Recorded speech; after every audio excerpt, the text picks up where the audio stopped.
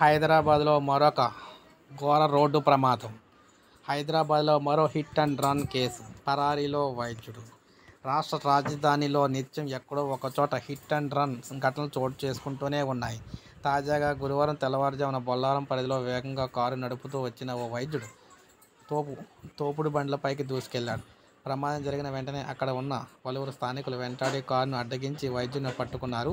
ప్రమాదానికి కారణమైన వ్యక్తి నగరంలోని ఓ ఆసుపత్రికి చెందిన న్యూరో సర్జన్ అని తెలుస్తుంది.